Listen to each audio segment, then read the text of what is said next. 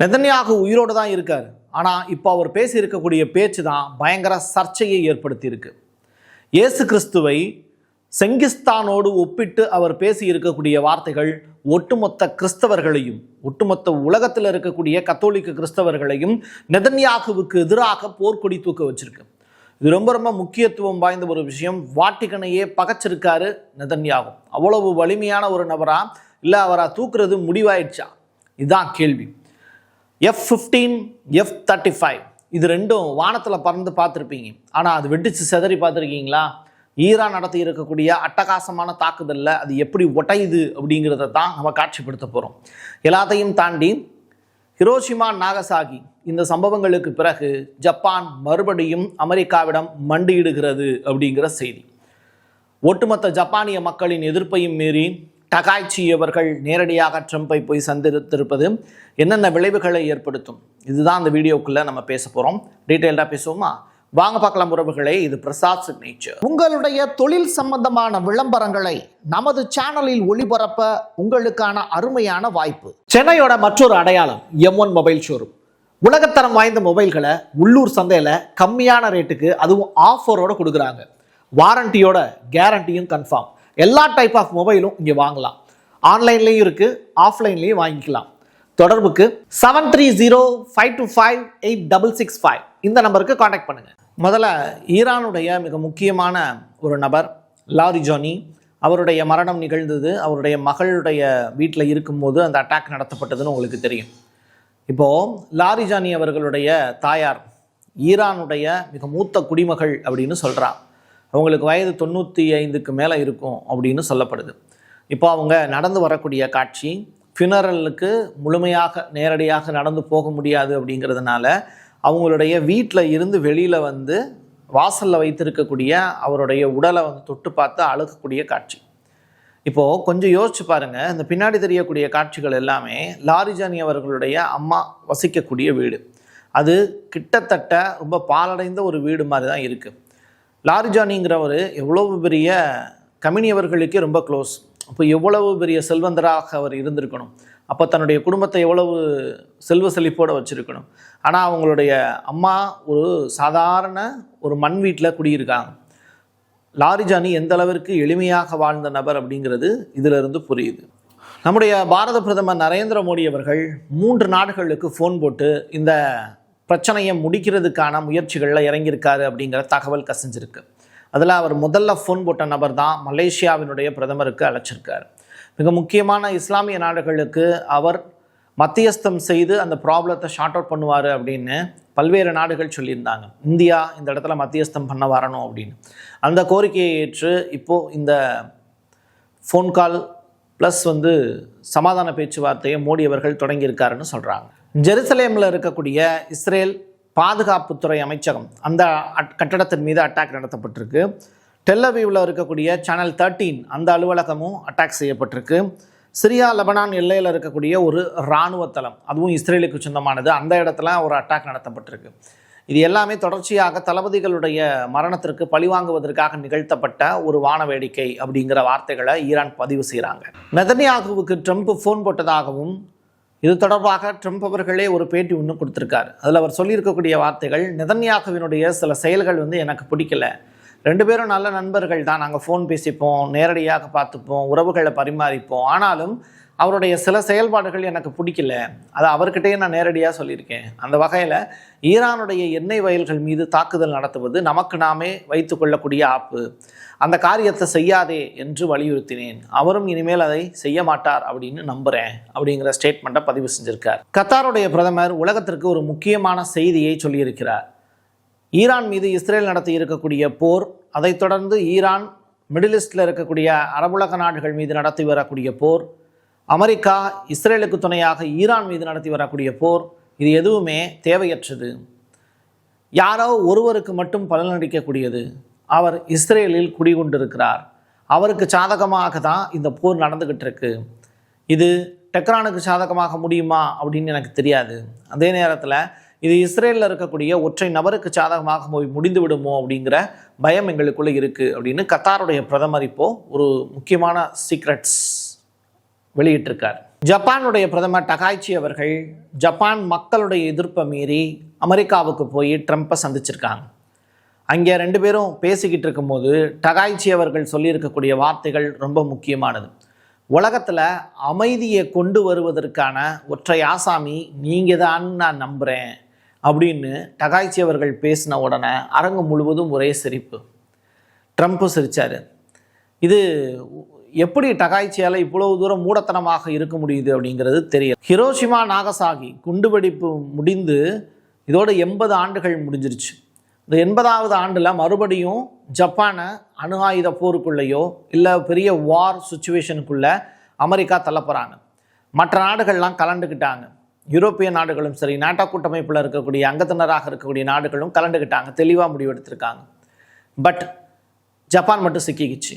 காரணம் என்னென்னா, அந்த நாட்டினுடைய பிரதமர், அந்த ஒரு பகுப்பாய்வு செய்ய தெரியாத ஒரு பெண் பிரதமர் அந்த இடத்துல உக்காந்துக்கிட்டு இப்போது முக்கியமான முடிவெடுக்க வேண்டிய நேரத்தில் தவறாக முடிவெடுத்து ஒட்டுமொத்த உலகத்தையும் சிரமப்படுத்துவார்களோ அப்படிங்கிற அச்சம் எல்லாருக்குமே இருக்குது. இஸ்ரேலிய பிரதமர் நெதன்யாகு பேசி இருக்கக்கூடிய வார்த்தைகள் ரொம்ப முக்கியமாக கவனிக்க தகுந்த வார்த்தைகளாக மாறி போய் நிற்கிது. இப்போது பேசுகிறார் என்னன்னா, நான் இங்கே உயிரோடு தான் இருக்கேன், முஸ்தபா கமினி எங்கே இருக்காருன்னு சொல்லுங்கள் அப்படிங்கிற ஸ்டேட்மெண்ட்டை சொல்லியிருக்காரு.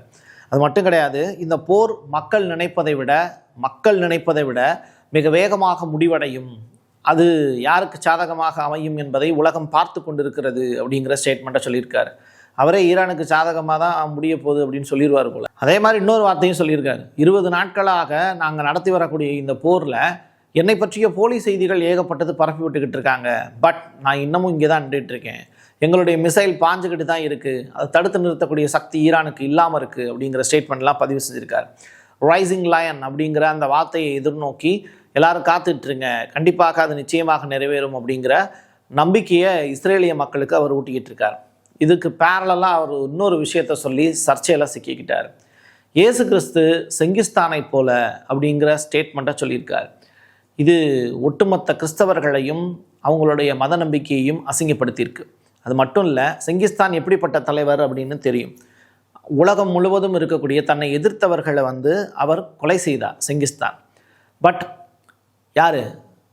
செங்கிஸ்தான் அப்படிங்கிறவர் மங்கோலியாவில் இருந்தவர், சரியா? அப்படிப்பட்ட தலைவர், நல்ல ஒரு அந்த நாட்டு மக்களை அவர் நேசிக்கிறாரா என்னன்னு தெரியல, நிறையா பேர் கொலை செஞ்சுருக்காருன்னு தான் ரிப்போர்ட் ஃபைல் ஆகிருக்கு. பட் இயேசு கிறிஸ்து உலகம் முழுவதும் அன்பை போதித்தார் அப்படிங்கிற வார்த்தைகள் எல்லாருக்கும் தெரியும். பைபிள் படித்தவங்க எல்லாருக்கும் அந்த விஷயங்கள் புரியும். அப்போது அகிலமெல்லாம் அன்பு பரவட்டும் அப்படின்னு சொன்ன நபரை ஒருத்தர் முடமாக இருக்காரு அப்படின்னா எந்திரிச்சு வா அப்படின்னு சொன்னது, கண் பார்வை இல்லாமல் இருக்கிறவனுக்கு பார்வை கொடுத்தது, இதெல்லாம் இயேசு கிறிஸ்து செஞ்சார். இப்போ நெதன்யாகு செய்யக்கூடிய விஷயம் என்னென்னா, இனப்படுகொலை, குழந்தைகளுக்கான படுகொலை, எப்ஸ்டீன் ஃபைல்ஸ், சரியா, குழந்தைகள் மீதான பாலியல் வன்புணர்வு, இதெல்லாம் செய்கிறது Netanyahu and team and co Trump. அப்போது இவங்க தான் செங்கிஸ்தான் மாதிரி செயல்படுறாங்க. யார்? நெதன்யாகுவும் ட்ரம்ப்பும். பட் இயேசு கிறிஸ்துவை போய் அவர் சொல்கிறது அப்படிங்கிறது எந்த வகையில் ஏற்புடையதுன்னு தெரியல. இதற்கு வாட்டிகன் முதற்கொண்டு பெரிய அளவிலான எதிர்ப்பு தெரிவிக்கும் அப்படின்னு எதிர்பார்க்கலாம். இன்னொரு புறம் என்ன அப்படின்னா, கொஞ்சம் யோசிச்சு பாருங்கள், யூதர்கள் வேற, கிறிஸ்தவர்கள் வேற. இந்த இடத்துல நீங்கள் இதை தெளிவாக புரிஞ்சுக்கிட்டீங்கன்னா, யூதர்களுக்கு யாருமே சப்போர்ட் பண்ண மாட்டாங்க. பட் அவங்க கையில் வச்சுருக்கக்கூடிய காயின் ஜெருசலேம், அங்கே தான் இயேசு கிறிஸ்து பிறந்தார் அப்படின்னு, இயேசுவை கொலை செய்ததே யூதர்கள் தான் அப்படிங்கிறது இங்கே இருக்கக்கூடிய எத்தனையோ கிறிஸ்தவர்களுக்கு தெரியாது. அதை நீங்கள் முதல்ல தெரிஞ்சுக்கிட்டீங்க அப்படின்னா இந்த யூத சமூகத்தையே ஒட்டுமொத்தமாக வெறுத்து விடுவீர்கள். அந்த வரலாறு தெரியக்கூடாதுங்கிறதுக்காக தான் எல்லா விஷயங்களும் இங்கே மறைக்கப்பட்டுக்கிட்டு இருக்கு. இஸ்ரேலியர்கள் அவங்க முழுவதுமாக வேற ஒரு இனத்தை சேர்ந்தவர்கள். அந்த இனத்தில் இருந்து கொஞ்சம் கொஞ்சமாக பிரிஞ்சு இங்கே நம்ம ஊரில் இருக்கக்கூடிய கருவறைகளில் மணியாட்டிக்கிட்டு இருக்கிறவங்க நிறையா பேர் இருக்காங்க. நிறையா பேர் இல்லை, ஒரு 3% இருக்காங்க. வானத்தில் வெடி வெடித்து பார்த்துருப்பீங்க, பறவைகள் பறந்து பார்த்துருப்பீங்க, விமானங்கள் சிதறி பார்த்துருக்கீங்களா? அப்படிப்பட்ட காட்சிகள் இப்போ அரங்கேறியிருக்கு. அமெரிக்காவினுடைய F-15 அந்த போர் விமானம், இன்னொரு புறம் F-35 போர் விமானம், இந்த ரெண்டுமே வான்வெளியில் பறந்துக்கிட்டு இருக்கும் போதே துரத்தி அடித்து வெடிக்க வச்சுருக்காங்க ஈரான்காரங்க. இந்த சம்பவத்தை நேரில் பார்க்கும்போது ரொம்ப ஆச்சரியமாக இருக்கும். ஒரு பெரிய அளவிலான ஒரு வேர்ல்டு வார் 3 நோக்கி இது நகருதான்னு தெரியாது. ஆனால் வேர்ல்டு வார் 2க்கு அப்புறம் ஈரான் நடத்தக்கூடிய அந்த சாகசங்கள் அப்படிங்கிறது வானத்தில் சூப்பராக வெட்ட வெளிச்சமாக தெரியுது. இது இன்னும் ஒரு 10 வருட காலத்துக்கு இந்த ஃபுட்டேஜை வந்து தொடர்ச்சியாக போட்டு காமிக்கலாம் அடுத்து வரக்கூடிய ஜென்ரேஷனுக்கு. பாருங்கள், ஈரானுடைய போர் திறமை மூலிமா அமெரிக்காவினுடைய போர் விமானம் எப்படி வீழ்த்தப்படுது அப்படின்னு. அந்த அளவிற்கு வலிமையான ஒரு அட்டாக் வந்து நடத்தியிருக்காங்க வான்வெளியிலேயே. கத்தாருடைய லாஸ் லஃபான் அப்படிங்கிற அந்த தொழிற்பேட்டை, அதாவது அந்த இண்டஸ்ட்ரிக்கு பக்கத்தில், அதாவது ஆயில் ரிஃபைனரி பண்ணக்கூடிய இடத்துக்கு பக்கத்தில் கடல் இருக்குது. ஒரு 4 நாட்டிக்கல் மைல் தொலைவில் வந்து ஒரு கப்பல் இருக்குது. அந்த கப்பல் மீது ஈரான் வந்து ஃபயர் பண்ணுறாங்க. இது எந்த ஊரிலிருந்து வரக்கூடிய கப்பல், என்ன ஏது அப்படிங்கிற விவரம் என்ன வெளியிடப்படலை. பட் ஆயில் ரிஃபைனரி மேலே நடத்தப்பட்ட தாக்குதலோடு சேர்த்து அந்த கப்பல்லையும் சேர்த்து அட்டாக் பண்ணியிருக்காங்க. இதனால் அந்த கப்பல் வந்து பெரிய அளவில் சேதமாயிருக்கு. அதில் என்ன பொருட்கள் இருந்ததுன்னு தெரியல. அதனால் கத்தாருடைய கடல் பகுதிங்கிறது பெரிய அளவில் டேமேஜுக்கு உள்ளாயிருக்கு அப்படிங்கிற தகவலும் ரிலீஸ் ஆயிருக்கு. பாகிஸ்தான் புதிதாக அணு ஏவுகணை ஒன்று தயாரிச்சிருக்காங்க அப்படிங்கிற ரிப்போர்ட்டை அமெரிக்காவினுடைய துளசி அவர்கள் பகிர்ந்திருக்கக்கூடிய விஷயம் இன்னைக்கு பரபரப்பாக பேசுபொருளாக மாறியிருக்கு. அணு ஏவுகணை அப்படிங்கிறது முழுக்க முழுக்க ICBM, அதாவது கண்டம் விட்டு கண்டம் தாவக்கூடிய ஏவுகணை. இது பாகிஸ்தான்கிட்ட இருப்பது அமெரிக்காவுக்கு பக்கபலமா அப்படின்னு கேட்டால், பாகிஸ்தான் எப்போனாலும் அமெரிக்காவுக்கு எதிராக மாறுவதற்கான சூழ்நிலை இருக்குது.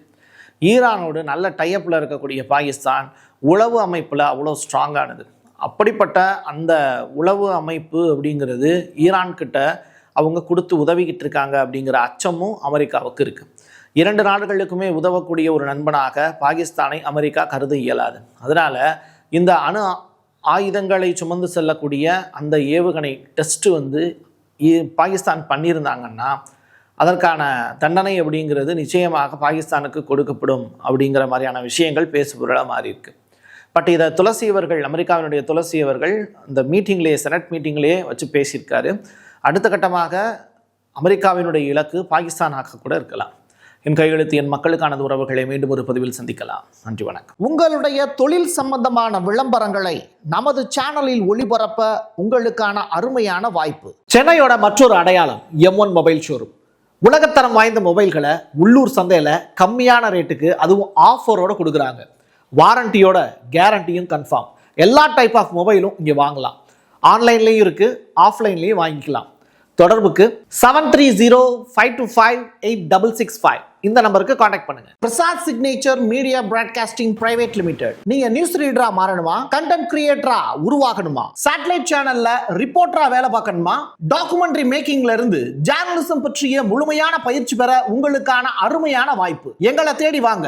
ஆன்லைன் மற்றும் நேரடி பயிற்சி வகுப்புகளும் சர்டிபிகேட் கோர்ஸாவே கத்துத்தரும். மீடியா துறையில் 10 ஆண்டுகளுக்கு மேல அனுபவம் உள்ளவர்கள் பயிற்சி கொடுப்பார்கள். வாய்ஸ் ஓவர் தொடங்கி வாய்ஸ்லெஸ் பீப்புளுக்காக உங்களை சிறந்த ஜேர்னலிஸ்டா உருவாக்க வேண்டியது எங்களோட பொறுப்பு. ஸ்கூல்ஸ் அண்ட் காலேஜஸ்ல ஜூனியர் ஜேர்னலிஸ்ட்ங்கிற பேர்ல ஒர்க் ஷாப்பும் கண்டக்ட் பண்ணி கொடுக்கிறோம். மோட்டிவேஷனல் ஸ்பீக்கரா கடந்த 15 ஆண்டுகளா கல்வி நிறுவனங்களுக்கு நிகழ்ச்சிகளும் நடத்தி தரோம். தொடர்புக்கு 9944790333 94493594 prasad signature@gmail.com.